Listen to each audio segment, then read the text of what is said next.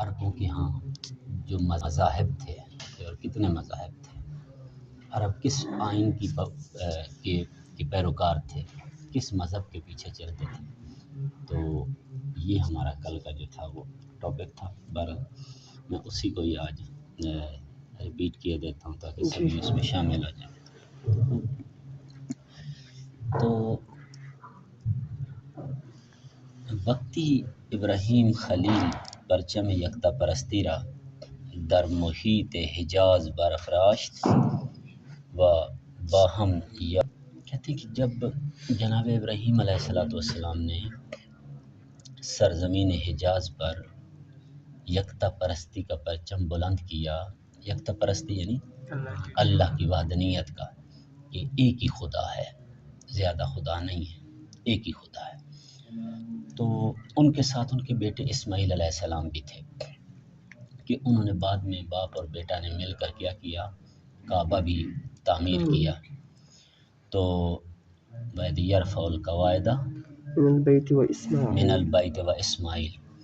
تو یہ مکہ میں کعبہ کو حضرت ابراہیم اور حضرت اسماعیل نے بنا کیا. پھر انہوں نے وہاں پہ دعا بھی مانگی کہ پروردگار کہ اس کعبے کو جو ہے لوگوں کے لیے مرجع ہدایت قرار دے اور لوگوں کے دل اس طرف پھیر دے. اور ربنا وابعث مسلمین لکا، کہ ہمیں اپنا پھر مطیع اور مخلص بندہ بنا اور ہماری نسلوں میں سے ایسے ایسے لوگ پیدا فرما کے. یہ انبیاء کی دعا ہے، انبیاء اپنے لیے یہ دعا کرتے تھے. جناب ابراہیم کو جب امامت ملی تو فوراً انہوں نے کہا وذریتنا قال ومن ذریتی، کہ پروردگار امامت، یعنی انبیاء اس معاملے میں بہت تھے. ہمیں بھی ایسا ہی ہونا چاہیے کہ ہمیں جو اللہ نے یہ خیرات دی ہے اہل بیت کی محبت کی اور ولایت کی، یہ فقط میرے تک نہ رہے، یہ آگے میری نسلوں میں چلے اس وقت تک جب تک خدا کے زمین آسمان باقی ہیں. اس وقت تک یعنی ہماری نسلوں کے علماء فقہا یہ جو ہیں وہ ان کا سلسلہ آگے تک چلتا رہا. خیر، تو اس وقت کیا ہوا بیٹے، بعض لوگ جو ہیں حضرت ابراہیم اور حضرت اسماعیل علیہ السلام کے ساتھ مثلاً جو ہے وہ توحید پرستی کے اس میں آ گئے، یکتا پرستی میں، کہ وہ اللہ تبارک و تعالیٰ پر ایمان لے آئے. اور وہ جو ہے لیکن بعض دوسرے جو تھے انہوں نے انکار کر دیا. اما مورخین کے پاس پوری اس کے ساتھ وثوق کے ساتھ یقین کے ساتھ نہیں کہ حضرت ابراہیم علیہ السلام نے کتنے لوگوں کو یکتا پرست بنایا تھا. یہ ہمارے پاس کوئی یعنی سند ایسی نہیں کہ جس میں ہم کہیں 5000 تھے، 2000 تھے، 1000 تھے. تعداد ہمارے پاس مشخص نہیں ہے. البتہ یہ کہ کچھ لوگ ان کے ساتھ مل گئے تھے.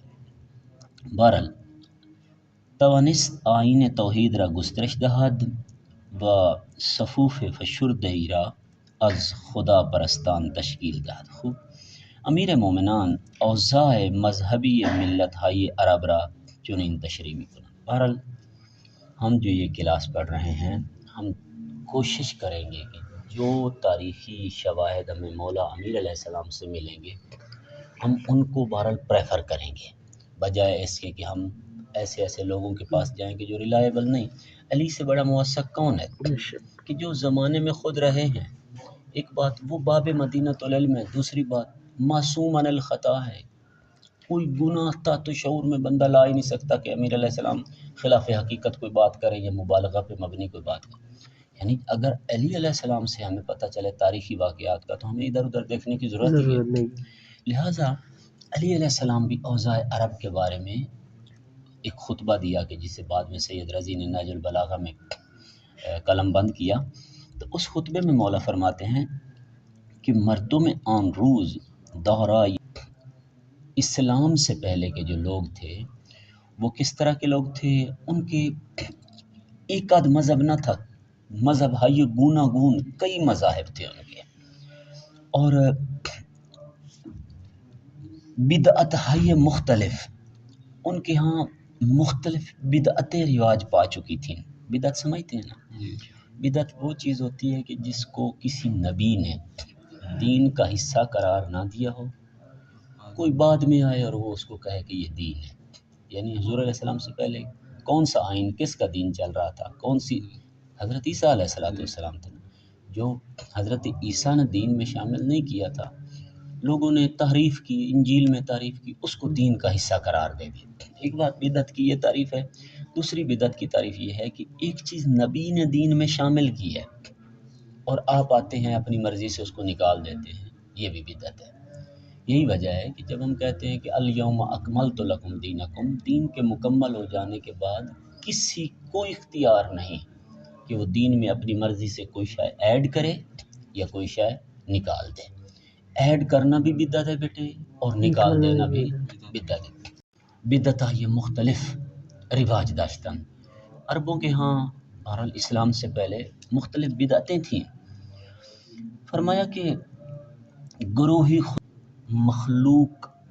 مخلوق کے اندر پٹ کر دیا تھا، بت کے اندر سمجھتے تھے اسی بت کے اندر خدا ہے، اللہ کو کیا کرتے تھے، بت کے اندر تصور کرتے تھے، اور برائے او، اور اللہ کے لیے کیا کہتے تھے، اللہ کا جسم ہے، اللہ کے ہاتھ ہیں، اللہ کے پیر ہیں، وہ کرسی پہ بیٹھے گا، وہ سونے کی ہوگی، یہ ہو جائے گا، اللہ کو مادہ بنا دیا۔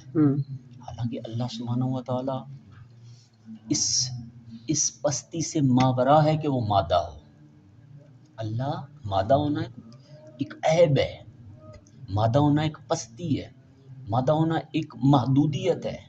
اللہ محدودیت سے لامحدود ہے۔ فار ایگزامپل، میں اور آپ اس وقت مسجد امام علی میں بیٹھے ہیں، ایٹ دا سیم ٹائم اپنے گھروں میں کیوں نہیں ہیں، اپنے ہاسٹل میں کیوں نہیں ہیں، کسی اور جگہ پہ کیوں نہیں ہیں؟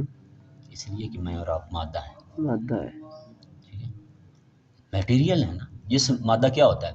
ایسی چیز جو جسم رکھتی ہو، ہاں، جگہ گھیرتی ہو، ٹھیک ہے، نظر آتی ہو۔ میں اور آپ مادہ ہیں، اس لیے محدود ہیں، ایک جگہ پہ ہیں۔ اب اللہ تبارک و تعالیٰ اگر میرے اور آپ جیسا آدمی بن جائے، اس کے ہاتھ بھی ہوں، پیر بھی ہوں، مادہ ہو گیا نا۔ جب مادہ ہے تو ایک جگہ پہ ایک وقت میں ہوگا، جب ایک وقت میں ایک جگہ پہ ہے، محدود ہو گیا، جب محدود ہے خدا نہیں۔ یعنی وہ مسجد امام علی میں ہے، پوری دنیا اس کی نظر سے اوجھل ہے، مجھے نہیں، نہ مجھے پتہ ہے نہ آپ کو پتہ ہے کہ اس دیوار کے پیچھے کیا ہے۔ کیوں ایسا ہے؟ اس لیے کہ میں اور آپ مادہ ہیں۔ جیسے ہی مثلا اس قید سے ہم باہر نکل جائیں گے، اس جسم کی قید سے باہر نکلیں گے، مادے کی قید سے باہر نکلیں گے، اس وقت ہم لامحدود ہو جائیں گے۔ اس وقت ہمارے لیے یہ قید نہیں رہ جائے گی کہ نہیں پتہ کہ اس دیوار کی پرلی طرف کیا ہے۔ لہذا لوگوں نے کیا کیا، ابھی بھی وہ کہتے ہیں بسم اللہ علیہ وسلم، وہ کہتے ہیں کہ مثلا بے شک خدا جو ہے اس دنیا میں ہمیں نظر نہیں آتا، نہ آئے، قیامت والے دن اللہ کرسی پہ بیٹھے گا، سونے کی ہوگی، اور ہم اس کی زیارت کریں گے، ہاں جی، کرسی سے پھر آوازیں آئیں گی۔ لہٰذا یہ پستی ہے کہ اللہ کا وجود ہو، اللہ باڈی ہو، جسم کا ہونا بذات خود ایک محدودیت ہے، ایک پستی ہے، اور اللہ کسی بھی پستی سے ماورا ہے، اللہ محدود۔ فار ایگزامپل ایک اور بات، چلیں آپ طالب علم کہتے ہیں کہ جی اللہ نظر آئے گا، اس کے ہاتھ ہوں گے، اس کے پیر ہوں گے، اس کی آنکھیں ہوں گی۔ دیکھیں، ایک جسم کو پرفیکٹ بنانے کے لیے کس چیز کی ضرورت ہے؟ پورے اعضاء کی ضرورت ہے۔ مثلا میرے پاس زبان ہے تو بول سکتا ہوں، ورنہ نہیں بول سکتا۔ لہٰذا اللہ اگر انسان بن جائے، اس کو بولنے کے لیے کس کی ضرورت ہے؟ زبان کی ضرورت ہے۔ زبان ہوگی تو بول سکے گا نا، ورنہ کیسے بولے گا؟ دیکھنے کے لیے کس کی ضرورت ہے؟ آنکھوں کی ضرورت ہے، آنکھیں ہوں گی تو دیکھ سکے گا، ورنہ نہیں دیکھ سکے۔ چلنے کے لیے پیروں کے، اب اللہ محتاج ہے چلنے کے لیے پیروں کا، بولنے کے لیے زبان کا، دیکھنے کے لیے آنکھوں کا۔ اگر پیر نہ ہوں تو اللہ نہیں چل پھر سکتا، اگر آنکھیں نہ ہوں تو اللہ نہیں دیکھ سکتا، اگر زبان نہ ہو تو اللہ نہیں۔ گویا اللہ اعضاء کا محتاج ہے، اور جو محتاج ہے مکتب اہل بیت میں وہ خدا نہیں ہوتا۔ جو محتاج ہو وہ خدا نہیں، وہ خود محتاج ہے، وہ خدا کیسے ہو سکتا ہے، وہ اللہ کیسے ہو؟ لہٰذا مولا علی علیہ السلام فرماتے ہیں کہ ان لوگوں نے کیا کیا، ان لوگوں نے یہ کیا کہ برائے خداوند گروہ بخلقش تشبیہ میں کرتے تھے، اور اس کے اعضاء و جوارح کے قائل تھے کہ اللہ کے ہاتھ ہیں، پیر ہیں، آنکھیں ہیں، یہ وہ۔ و برخی در اسم او تصرف می کردن ماننده بت پرستان کے لات را از اللہ و عزا را از عزیز.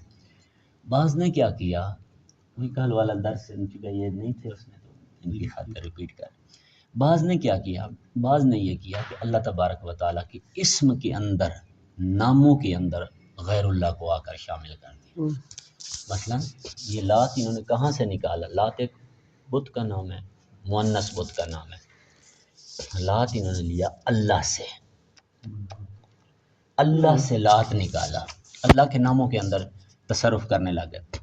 اسی طرح عزا کہاں سے لیا؟ عزیز سے. اللہ عزیز تھا، انہوں نے وہاں سے عزا. یہ امیر علیہ السلام تاریخ بتا رہے ہیں. بجمعی بغیر او اشارے میں کردن، اور بعض جو ہے اللہ سبحانہ و تعالیٰ کو مکمل طور پر چھوڑ کر اور کیا کرتے تھے؟ غیر اللہ کی طرف اے ٹو زی، یعنی کلن اللہ دین دینیات کو سائڈ پہ رکھ ایک اور راستہ اختیار کر لیا خدا کے لیے.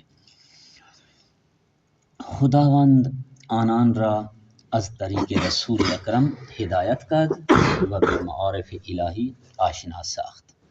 اللہ تبارک و تعالیٰ نے کیا کیا؟ ان لوگوں کو رسول خدا کے ذریعے ان کی ہدایت کی اور ان کو اپنے آئین سے آگاہ کیا، آسمانی تعلیمات سے آگاہ کیا. آج کے لیے اتنا کافی، انشاءاللہ باقی ہم کل